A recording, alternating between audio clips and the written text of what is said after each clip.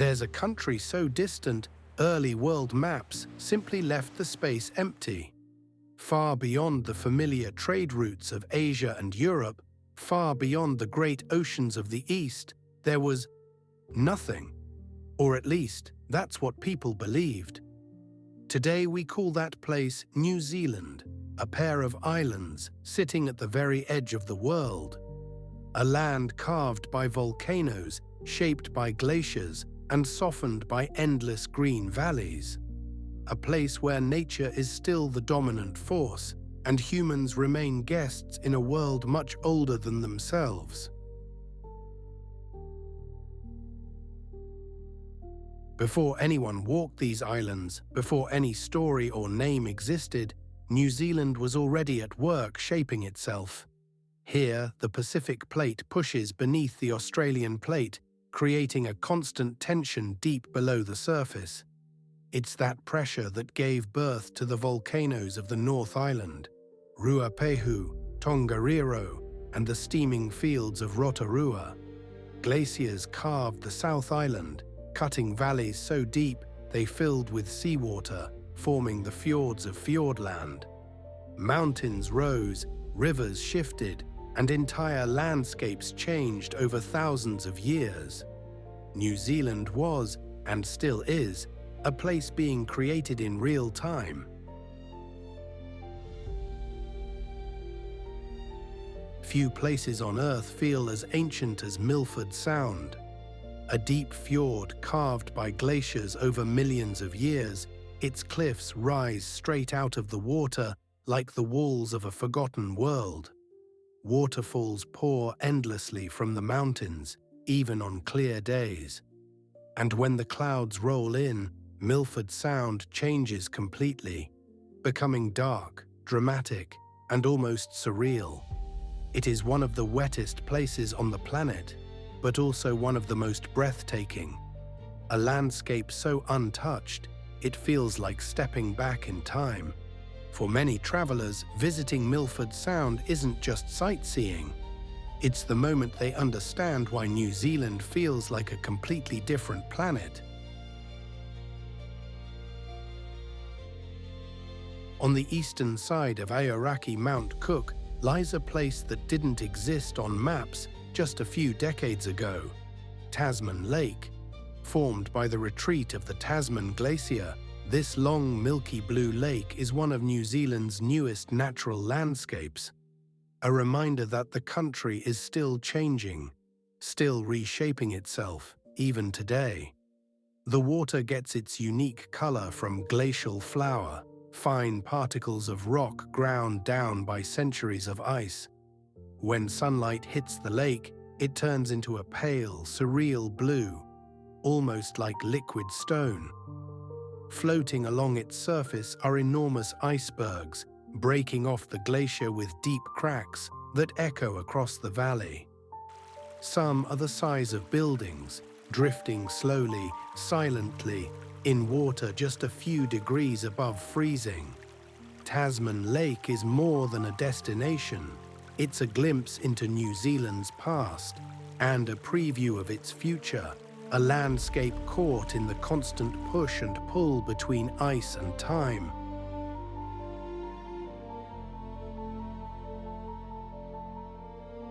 Further south, tucked between dark forests and the clear blue waters of Lake Wakatipu, lies one of the most iconic places in all of New Zealand, Qweenstown, a town that somehow feels both peaceful and electric at the same time. It began as a simple settlement during the gold rush, a quiet place where miners once searched the earth for fortunes that rarely came. Today, those same mountains and valleys draw people for a completely different reason. Qweenstown isn't just beautiful, it's alive. It's where stillness meets adrenaline. With snow-capped peaks rising all around, ferries drifting across the lake, and endless trails leading into untouched wilderness, the town looks like a postcard that accidentally became real. But the moment the sun sets behind the mountains, everything changes. Lights reflect on the water, The town hums with energy, and Qweenstown becomes a gateway, not to gold, but to adventure. Just north of Qweenstown lies a place that feels quieter, calmer, almost suspended in time. This is Lake Wanaka, a long glacier-carved basin framed by soft hills, distant peaks, and a sky that always seems a little bigger than everywhere else. Wanaka is a different kind of beauty, not dramatic like Fiordland, not volcanic like the Central Plateau, but peaceful, balanced, almost meditative. The water is impossibly clear, shifting from deep blue to silver depending on the hour. And on some mornings, the lake is so still that the mountains appear twice, once above and once perfectly mirrored below.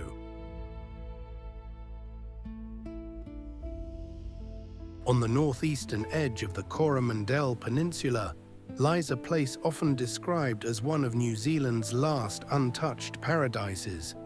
New Chums Beach, a stretch of golden sand hidden behind dense native forest and steep headlands, remains one of the few coastal places left in the country that feels completely unspoiled. There are no shops, no roads leading to the shoreline, no buildings interrupting the view.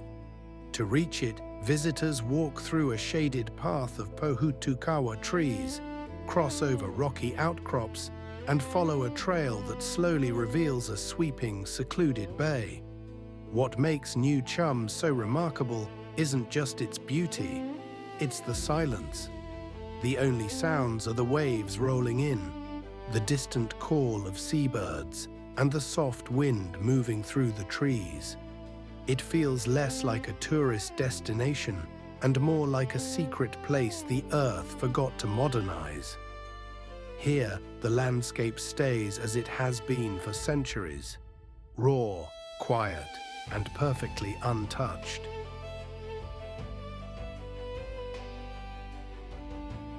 Deep in the center of the North Island rises a mountain that feels almost otherworldly. Mount Ruapehu, the highest peak in the region and one of the most active volcanoes in New Zealand.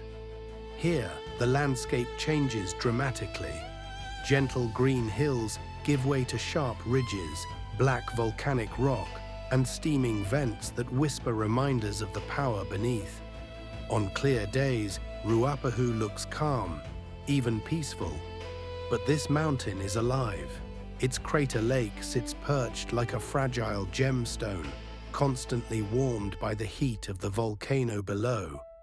And every few decades, Ruapehu reminds the country that it is not just a mountain, but a force of nature. Eruptions have reshaped valleys, carved new paths for rivers, and left behind landscapes that feel untouched by time.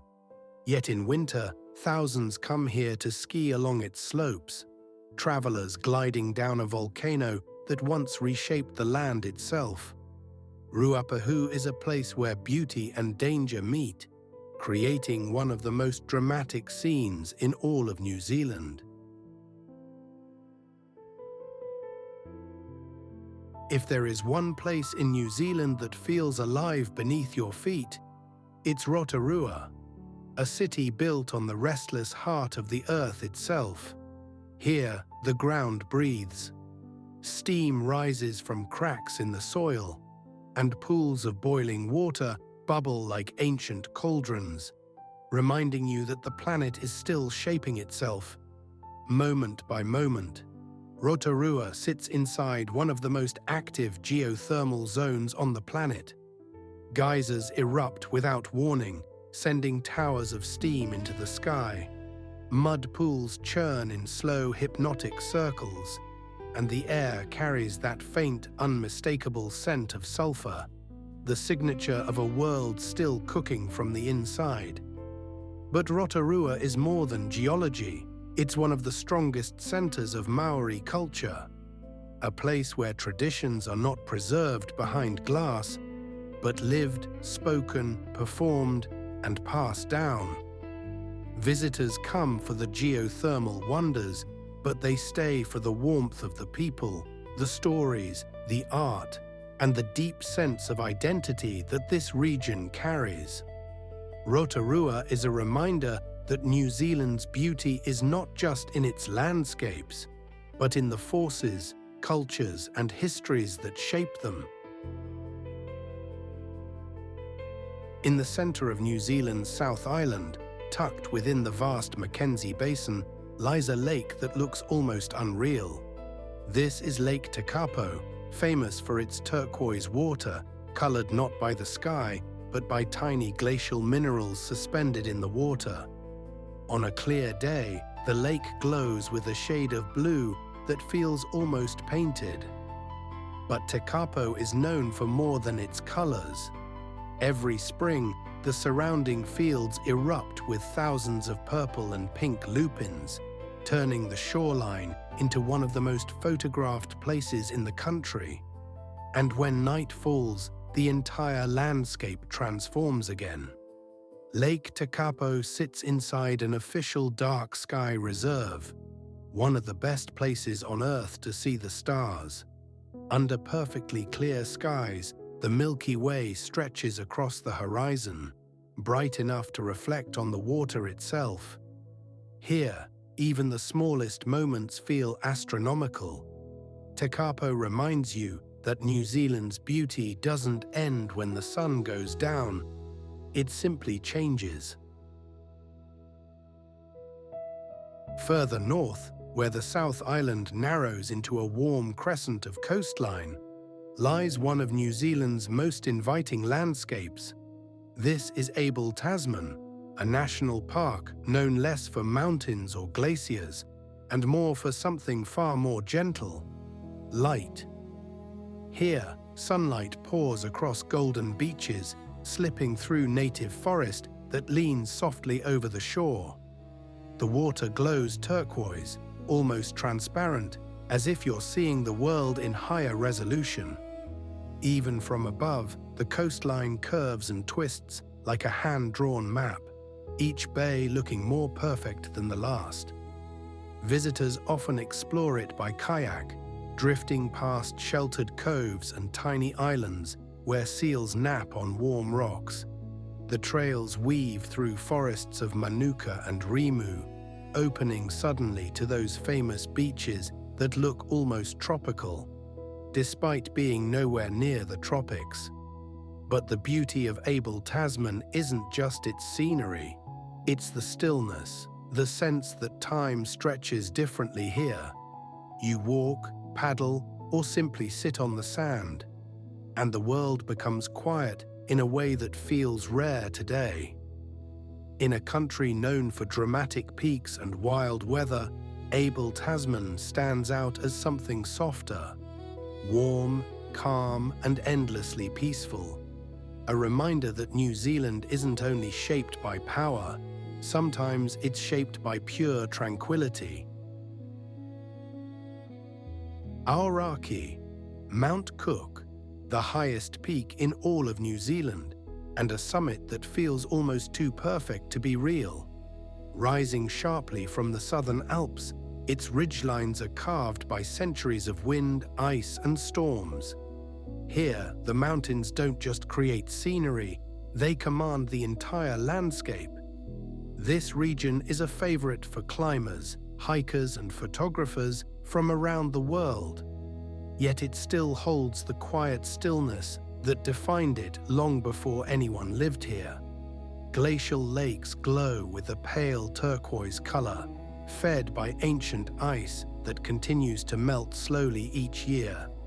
And on a clear night, the skies above Mount Cook are some of the darkest, clearest anywhere on Earth, a place where the universe feels closer than usual.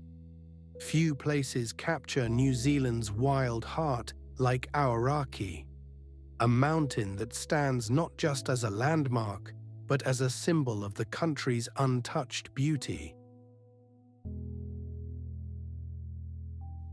On the west coast of New Zealand's South Island, there's a place where the ice of the mountains almost meets the heat of the rainforest, a place where two worlds that should never touch stand only a few steps apart. This is Fox Glacier, a river of ancient ice that flows down from the southern Alps, slowly carving its path toward the valley floor.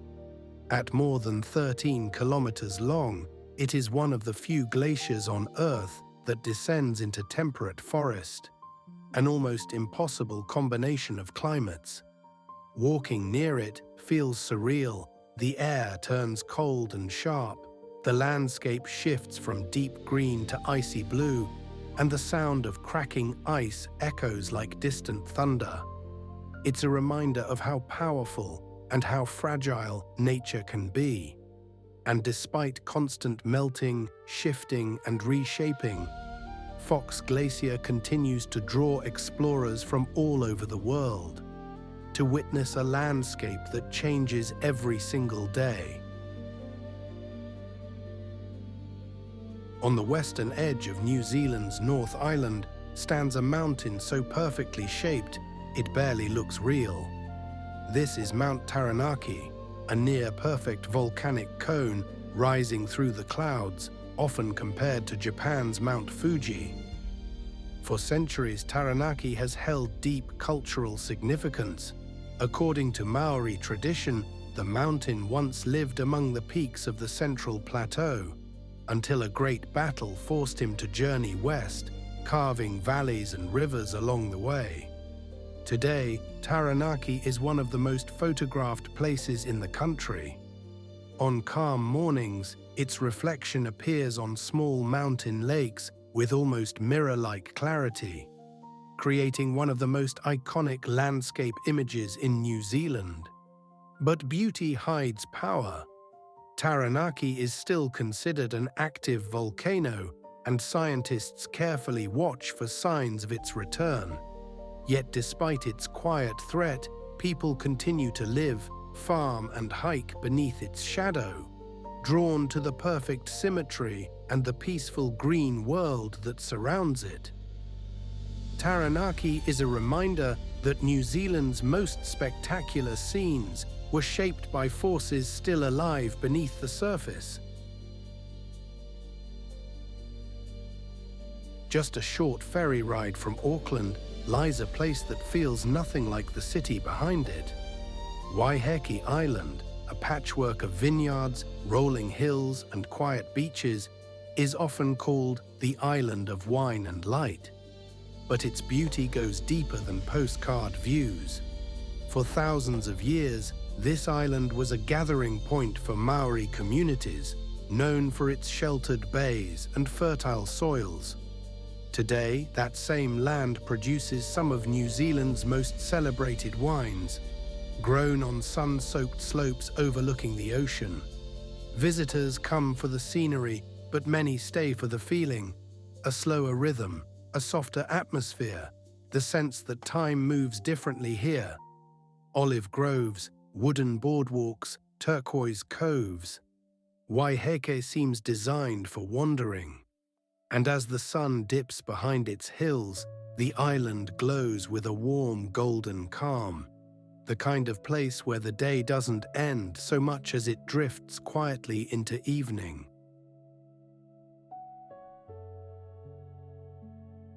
There are national parks, and then there is Tongariro, a place that feels less like New Zealand and more like another planet entirely.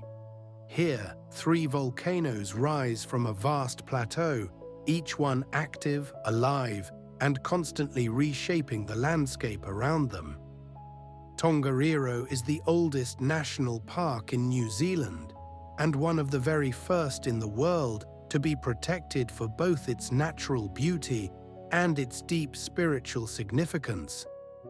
To the Maori people, these mountains are ancestors, guardians of the land, and their stories are woven into every ridge, every crater, and every trail.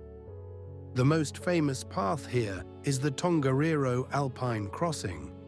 It leads you across steaming vents, red volcanic rock, frozen lava flows, and emerald lakes so bright they almost don't look real. It's a journey where you can feel the earth breathing beneath your feet. On clear days, you can see all the way from these ancient peaks to endless stretches of forest and desert. On others, clouds drift low, wrapping the mountains in silence, and the world seems to disappear. Tongariro National Park is a reminder that New Zealand isn't just beautiful, it's powerful, it's alive. It's a place where the planet still shows its true force, and where every step tells a story millions of years old. This is the Bay of Islands, a scattered collection of more than 140 islands, each one shaped like a small green world of its own. It was here that some of the earliest meetings between Maori and Europeans took place. A coastline filled with sheltered bays and calm harbours made it one of the first gateways into Aotearoa, and one of the most fought over. Today, the Bay of Islands is the opposite of conflict. It's a quiet maze of blue water and tree-covered hills, where dolphins swim freely and sandy coves hide between high ridgelines. Many visitors come for the clear water, the sailing, the wildlife. But the deeper beauty of this place is its history. Every inlet, every peninsula carries a story of navigation, of exploration, of cultures meeting for the first time. Standing on one of the island lookouts, the ocean looks endless, and it becomes easy to understand why the Bay of Islands is considered one of New Zealand's great natural treasures. A place where the past and the sea are still closely entwined.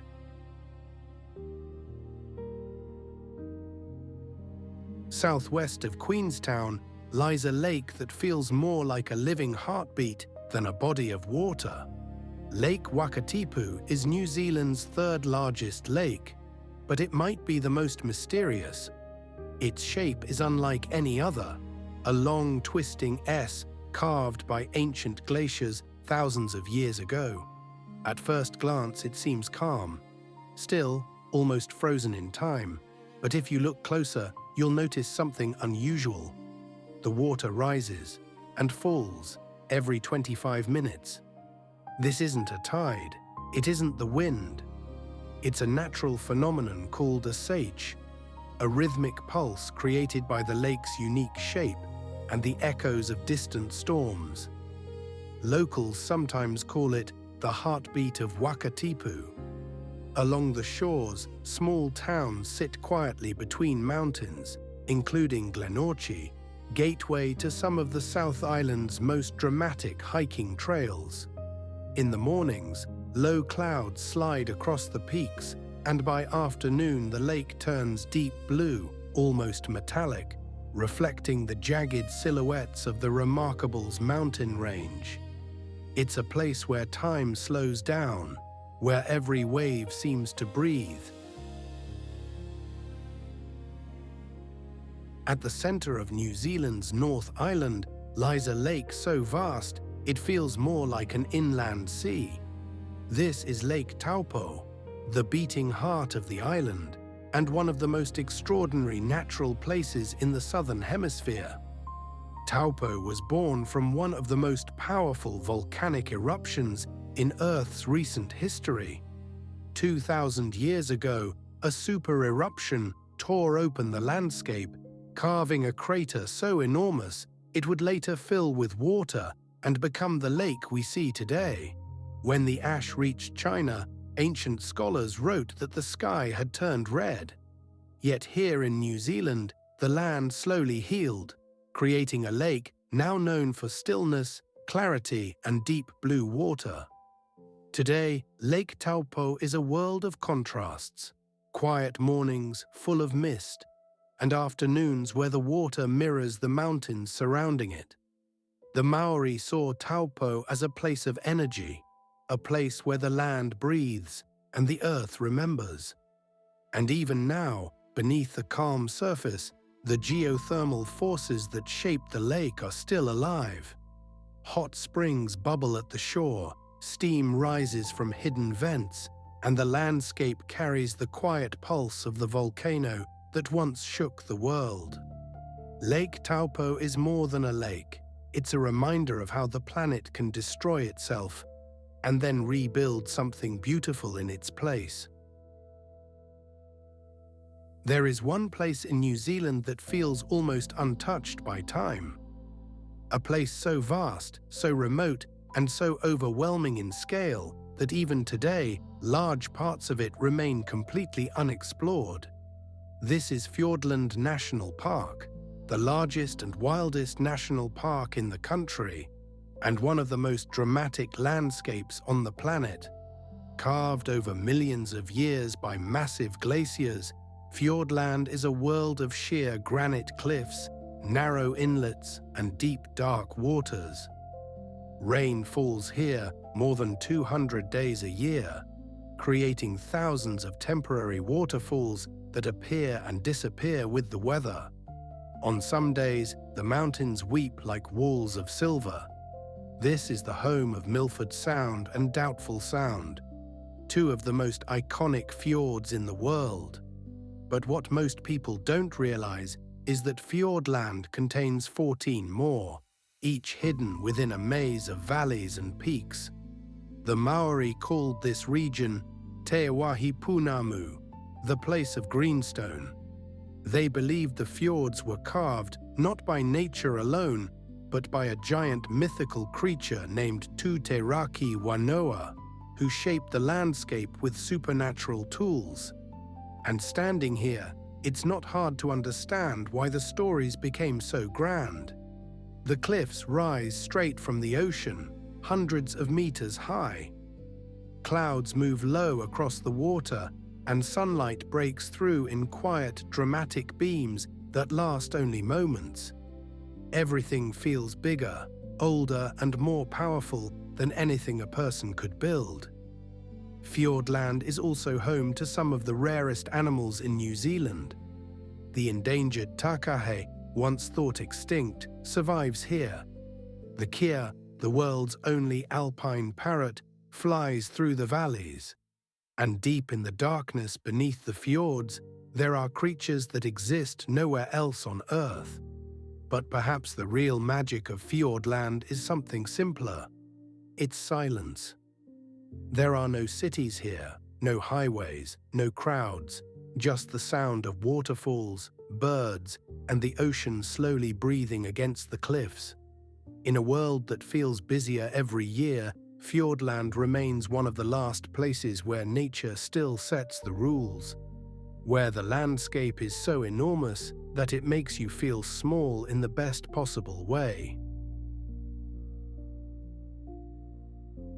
If there is one place in New Zealand that feels painted rather than formed by nature, it's Hokitika Gorge. Hidden deep on the west coast of the South Island, this narrow canyon has become famous for a color that almost doesn't look real. The water here is a bright, milky turquoise, a shade created by fine glacial flour suspended in the river. On sunny days, the entire gorge glows as if lit from within, while the surrounding rainforest hangs over the cliffs like a natural frame. Visitors cross a long suspension bridge to reach the viewpoints, and as they walk, the sound of rushing water grows louder beneath them. The river twists its way between smooth, sculpted boulders, moving slowly in some places and surging in others. But Hokitika Gorge is more than its color. It's a glimpse into the geological story of New Zealand, a place shaped by glaciers, carved by time, and softened by dense native forest. A reminder of how wild and untouched the West Coast remains. Even with all its beauty, the gorge still feels peaceful, almost isolated. There are moments when you stand on the lookout platform, surrounded by nothing but emerald trees and glowing blue water, and you feel like the rest of the world is impossibly far away. This is Hokitika Gorge, a natural masterpiece and one of New Zealand's most surreal landscapes. There are places in New Zealand where the earth feels alive, where the ground breathes, the air shimmers with heat, and colors appear that don't seem like they should exist in nature. Wai O Tapu. Thermal Wonderland is one of those places, a geothermal landscape in the heart of the North Island, shaped by thousands of years of volcanic activity.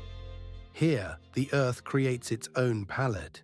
Vivid greens, deep reds, sulfuric yellows, and bright orange pools that look almost painted. It's a reminder that New Zealand sits on a living, shifting world. One of the most striking sights is the Champagne Pool, a steaming crater lake surrounded by a bright orange mineral edge. The water is a deep, almost unreal shade of turquoise, its surface constantly bubbling with carbon dioxide, just like a glass of sparkling champagne. Nearby, the artist's palette spreads out in swirls of color, a thin layer of minerals reflecting in the sun, changing shades depending on the season, the light, and even the direction of the wind.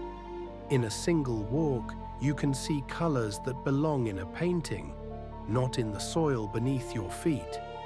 And then there's Devil's Bath, one of the strangest natural pools in the world, a neon green lake colored by high concentrations of sulfur. Its shade shifts from green to yellow depending on the weather, and no matter how many times you visit, it never looks the same twice. Wai O Tapu is also home to the Lady Knox Geyser, a geothermal vent with a personality of its own. Each day, as pressure builds deep underground, the geyser erupts into a powerful column of hot water, rising up to 20 meters into the sky. It's a moment that reminds visitors that the forces shaping New Zealand are still active, still powerful, still shaping the land today. What makes Wai O Tapu so remarkable isn't just the geothermal activity. It's the feeling that the ground beneath you is ancient and alive. Every trail, every pool, every plume of steam carries the story of a volcanic world that never fully rests. Wai O Tapu isn't just a natural attraction.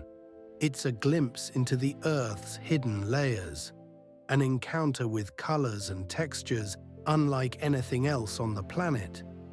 A place where geology becomes art and where the land shows its most vivid, untamed side. If there's a place in New Zealand that feels like a slow exhale, it's the Coromandel, a long stretch of rugged coastline, ancient forest, and pale golden beaches, a region that has become a quiet refuge for anyone seeking simplicity. The Coromandel Peninsula sits on the North Island's eastern edge, shaped by volcanic forces and softened by centuries of wind and ocean. Yet despite its isolation, it once played a central role in New Zealand's history. In the 1800s, this region sparked one of the country's first major gold rushes. Dozens of mining towns emerged, carving tunnels through the hills and drawing thousands of people across the world. Today, those towns have long faded, and the forest has reclaimed almost everything. But the feeling of old stories hidden beneath the ground still lingers. Now, the Coromandel is known not for gold, but for its peaceful rhythm, for its winding roads that lead to nowhere in particular, for small coastal villages where life moves at the speed of the tide, and for beaches that look almost untouched. Cathedral Cove, with its natural stone arch, is the region's most famous landmark, a quiet sanctuary at sunrise and a gateway to the calm waters of the Te Wanganui Ahai Marine Reserve. Nearby, Hotwater Beach offers one of the world's most unusual experiences. Here, you can dig your own hot pool directly in the sand, where geothermal water rises through the beach at low tide. It's part nature's oddity, part local tradition, and entirely Coromandel. Much of the peninsula is covered by dense forest, protected by one of New Zealand's most extensive conservation efforts. Walking through these tracks feels like stepping into a different century, where giant kauri trees stand quietly and native birds echo through the canopy. The Coromandel isn't a place defined by monuments or noise, it's defined by the absence of them, by still water, by slow mornings, by the kind of beauty that doesn't ask for attention, but rewards the people who stay long enough to notice it. In a country full of dramatic landscapes, the Coromandel stands out for its gentle one, a place where the world seems to soften, even if only for a moment. On the wild eastern edge of New Zealand's North Island, there's a place that feels untouched by time, a place where the ocean has been sculpting the land for millions of years. This is Castle Point, one of the most dramatic and windswept coastlines in the entire country. Named by Captain Cook in 1770, the headland rises like a natural fortress. Sheer limestone walls, narrow ridges, and a lighthouse standing alone against the endless Pacific. It all creates a landscape that feels almost prehistoric. But Castle Point isn't only about the cliffs. Below them lies a calm lagoon, shallow, turquoise, peaceful, a complete contrast to the rough outer coast. On some days the water is so still, it looks like glass reflecting the sky. Winds shape everything here. They carve the dunes, they push waves into spirals of white foam, and they carry seabirds high over the ridge. You can feel the movement of the ocean even when you're far above it. At sunset, the limestone turns gold. At night, the lighthouse sweeps across the water in slow, rhythmic arcs, the same pattern it's kept since 1913. It's one of the few places in New Zealand where you can stand on the cliffs and watch the planet breathe. Castle Point is raw, simple, beautiful, a reminder of what the world looked like before cities, noise, and lights. A coastline shaped not by people, but by time. There is a place on New Zealand's west coast where the land looks impossible. A stretch of shoreline where the cliffs rise not in smooth walls, but in hundreds of thin, stacked layers, as if someone spent thousands of years slicing stone into pancakes and piling them one by one. This is Punakaiki, home of the famous Pancake Rocks, one of the strangest and most beautiful geological formations in the country. At first glance, the layers look too perfect to be natural, but they are the product of a process that began 25 million years ago, when tiny fragments of dead marine organisms settled on the seafloor. Over time, pressure and chemistry fused them into limestone, and tectonic uplift slowly raised that limestone above the ocean's surface.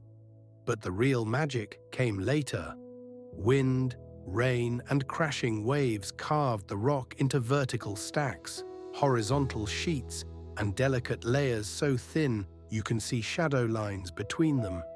It's a landscape shaped not by speed, but by patience, slow, relentless erosion, sculpting something both fragile and powerful. And then there's the part that makes Punakaiki truly unforgettable: the blowholes. During high tide, seawater is forced into narrow tunnels beneath the rock. The pressure builds, and suddenly the ocean explodes upward in plumes of spray that roar like distant thunder. On stormy days, these blowholes shake the ground beneath your feet. On calm days, they breathe gently, like a sleeping giant under the stone. Visitors walk the loop track that curves along the cliffs, watching the waves chew at the rock below. Every corner offers a new angle, stacks rising from the sea, deep chasms, and lines of stone that look like nature's own architecture. And when sunset hits the west coast, the pancake rocks glow gold and orange, turning every layer into a line of light.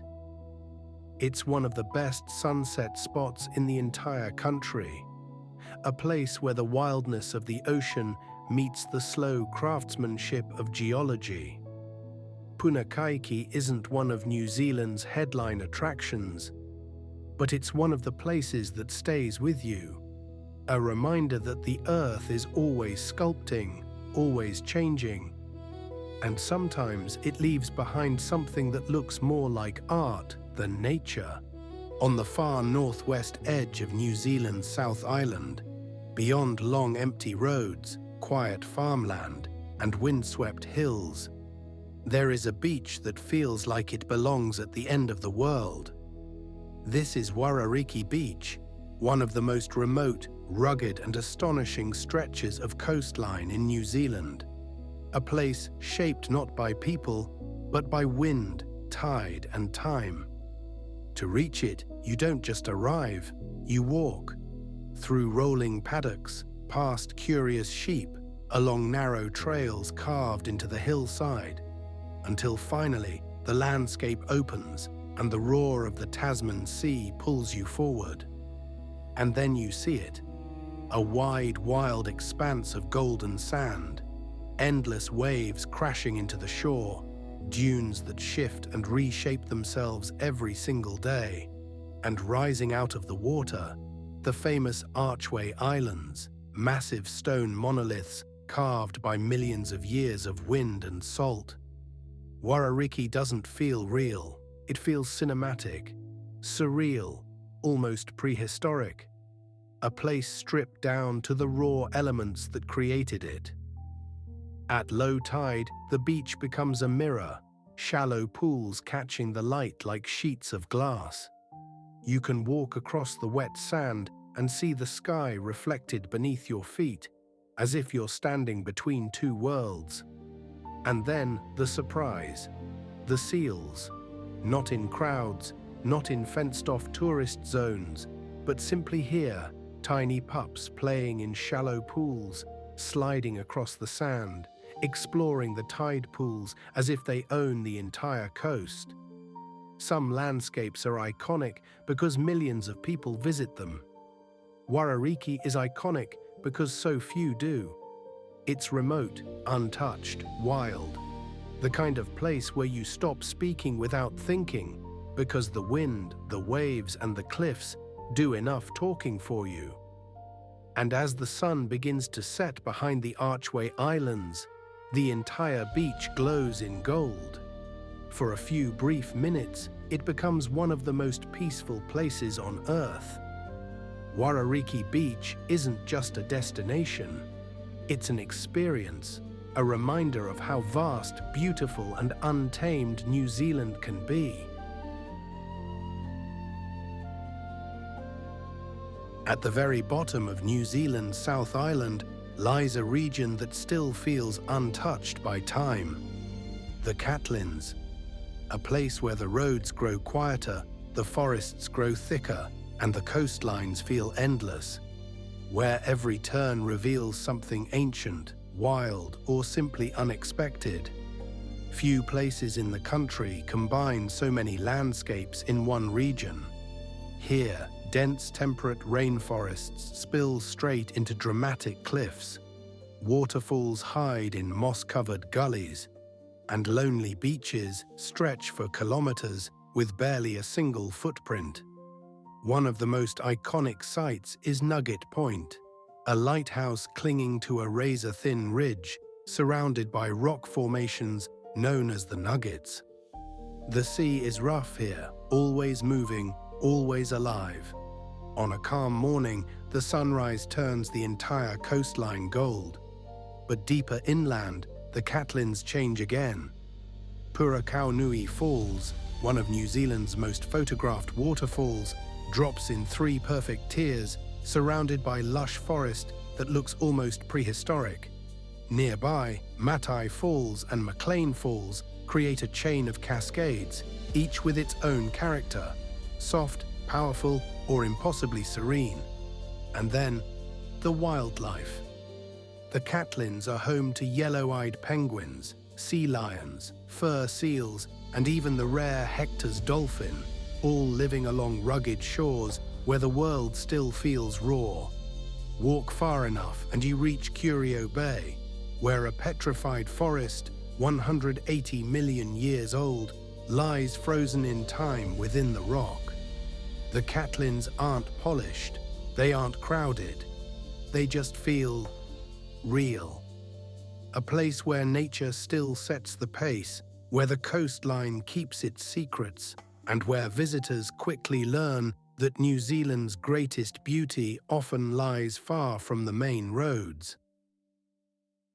There is a tree in New Zealand that shouldn't exist. A single willow standing alone in the water, its roots submerged, its branches shaped by the wind. Locals call it simply the Wanaka Tree, but to millions of travelers, it has become something else, a symbol of quiet resilience.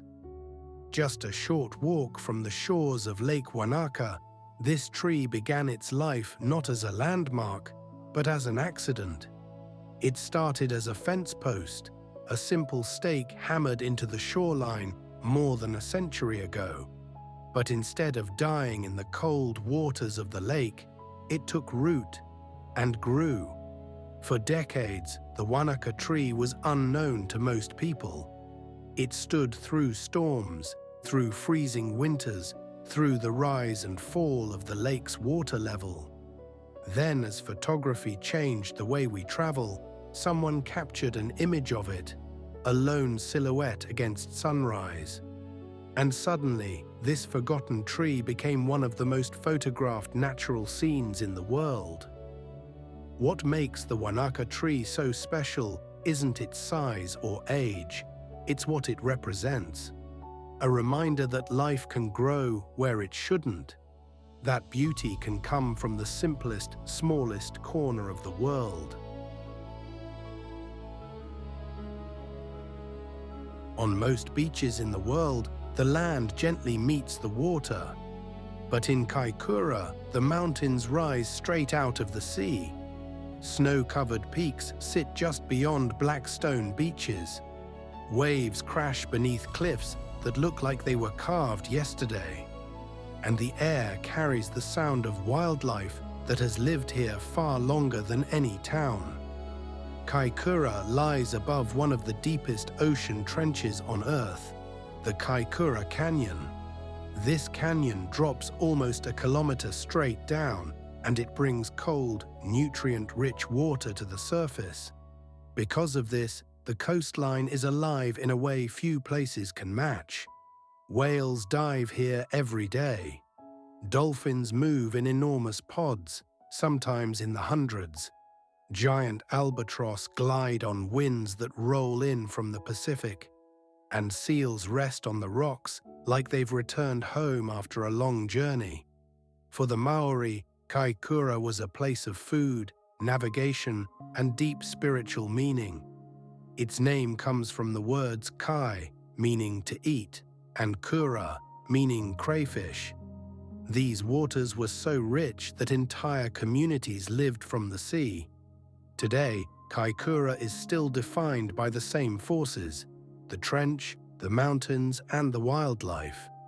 But it's also a reminder of how fragile nature can be. After a major earthquake in 2016, parts of the coastline lifted more than a meter in a single moment. The land changed shape, but the wildlife endured. Kaikōura is not just a place to visit, it's a place to feel. A coastline where the world seems louder, wilder, and more alive than almost anywhere else on Earth.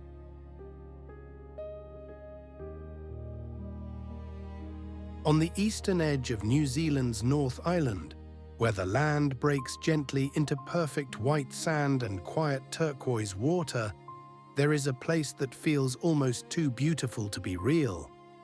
This is Cathedral Cove, one of the country's most iconic natural sanctuaries and a reminder of how patient nature can be.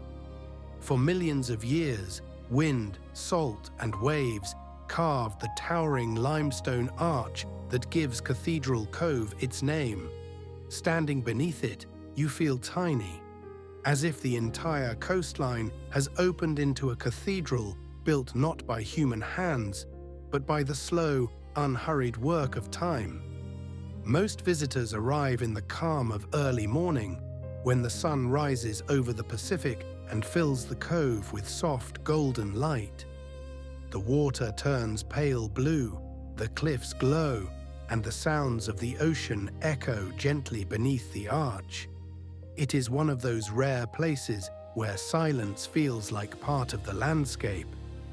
Beyond the famous arch, the coastline is scattered with sea caves, weathered formations, and hidden beaches that appear only during low tide. Each shape tells a story of erosion and movement, a reminder that this entire stretch of the Coromandel Peninsula is still changing, still being sculpted day after day. But Cathedral Cove is more than scenery. It holds cultural meaning for the local iwi, Ngati Hei, whose ancestors lived along this coast long before it became a tourist destination. To them, the cove is part of a wider spiritual landscape, a place connected to the sea, the land, and the stories passed from generation to generation. When you visit, it's impossible not to feel that same sense of reverence. The air is warm, the water clear, and the cliffs rise like ancient guardians around the sand. It's easy to understand why so many travelers describe Cathedral Cove as one of the most peaceful places in New Zealand. Even as rising visitor numbers and coastal erosion challenge the region, the cove remains a symbol of the Coromandel's natural beauty, fragile, timeless, and unforgettable. A place where land, sea, and light meet in a way that stays with you long after you've left.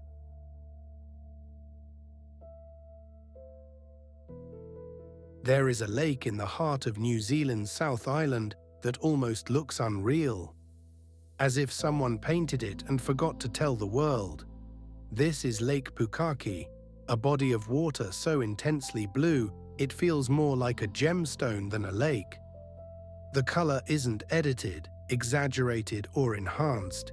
It comes from tiny particles of rock, glacier flour, carried down from the southern Alps by melting ice.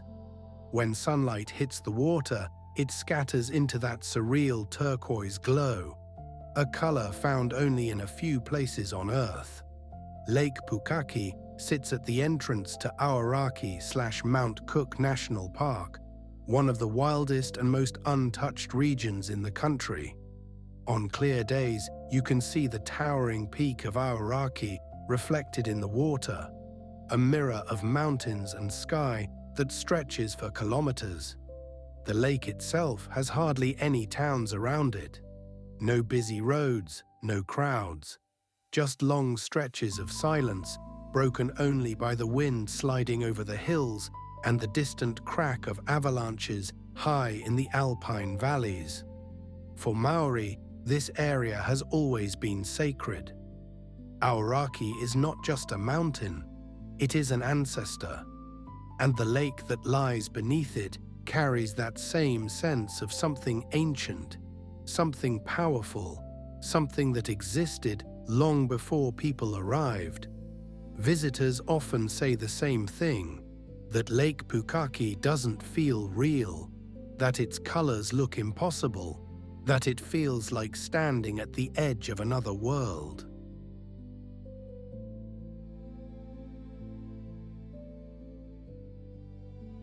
On the northern tip of New Zealand's South Island lies a place where land and ocean braid together like threads of the same fabric. This is the Marlborough Sounds, a maze of drowned valleys, sheltered coves, and long quiet inlets carved by ancient glaciers and slowly flooded by the rising sea. Seen from above, the sounds look almost unreal. Countless fingers of land reach out into deep blue water, creating bays so hidden that many have never been touched by roads, or even by people. And yet, despite its silence, the sounds hold one of New Zealand's oldest human stories. For centuries, Maori navigators travelled these waters, guided by the stars and the shape of the coastline. Small settlements formed in places protected from the wind, where food was abundant and the sea provided everything. Today, the Marlborough Sounds remain one of New Zealand's wildest corners. Dolphins glide between the channels, seals rest on sun-warmed rocks, and in the deeper parts of the water, entire ecosystems live in near-perfect isolation. One of the most remarkable features is the Queen Charlotte Sound, a long, twisting waterway bordered by steep forested hills. A hiking track runs for more than 70 kilometers along its ridgelines, offering views that seem to stretch out forever. Layers of blue, green, and mist rising from the valleys below. And then there are moments that only happen in places like this. Sunrise over the water, when the entire bay turns gold. The sound of nothing but wind in the trees, and nights so dark that the sky becomes a reflection of the sea. A quiet, timeless world where New Zealand's past feels closer than ever.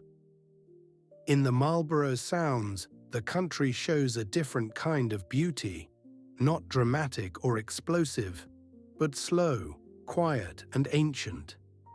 A place shaped not by human hands, but by nature's patience.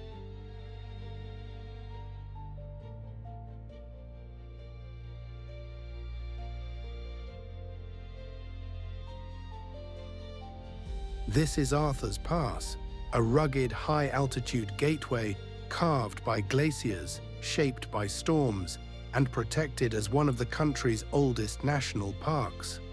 Here, mountains rise sharply on all sides, forming steep valleys that feel untouched and remote. Forests cling to the lower slopes, while the peaks above them stay cold, sharp, and exposed, even in summer. Arthur's Pass is famous not just for its scenery, but for its feeling. That rare sense of being deep inside nature's architecture. The air is colder, the light is softer, and everything seems carved with intention, as if each cliff and ridge was placed there on purpose. The roads that cross the pass twist through narrow valleys and over high saddles, giving one of the most dramatic drives in New Zealand. Rainfall from the mountains forms countless waterfalls that spill down the cliffs, sometimes right beside the road. Fog rolls in suddenly, then disappears as quickly as it came. But some of the most iconic residents of Arthur's Pass aren't human. This is home to the kea, the world's only alpine parrot. Smart, curious, and sometimes mischievous, kea often approach visitors with fearless confidence, exploring backpacks, cars, boots, anything colorful or shiny. Their presence adds life to a landscape that feels ancient and still. High above the tree line, the mountains open into a world of rock and snow. These alpine environments are shaped by ice and wind, and they remain largely unchanged for centuries. Hiking trails climb up to viewpoints where the entire valley opens beneath you, rugged, wild, and impossibly wide. Arthur's Pass is one of the few places where you can stand in a rainforest while looking at snow-covered peaks in the same moment. From the deep beech forests to the exposed ridgelines, every layer of the landscape tells the story of a country built by powerful natural forces. And despite its dramatic beauty, the pass remains incredibly accessible. A wilderness you can reach in a single drive, but one that feels a world away once you step out into the cold air.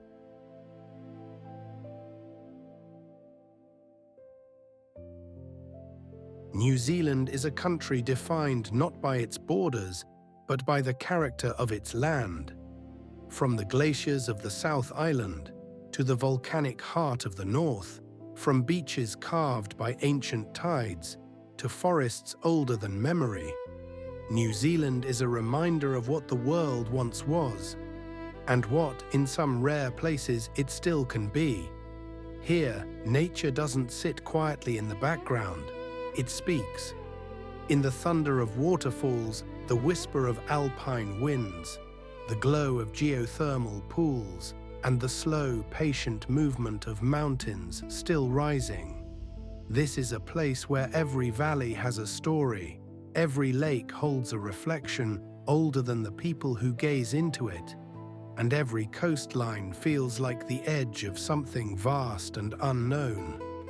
It is a land that carries the strength of fire and ice, yet the gentleness of quiet mornings and skies that seem endlessly open. For travelers, New Zealand is not just a destination, it's an experience that changes shape with every turn in the road. A country where distances feel small, but discoveries feel limitless.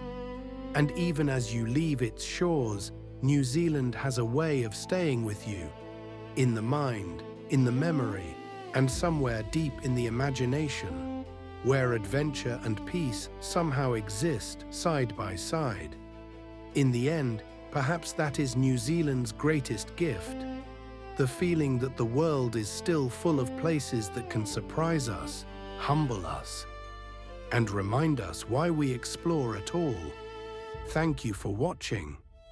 And wherever your travels take you next, may they lead you somewhere extraordinary.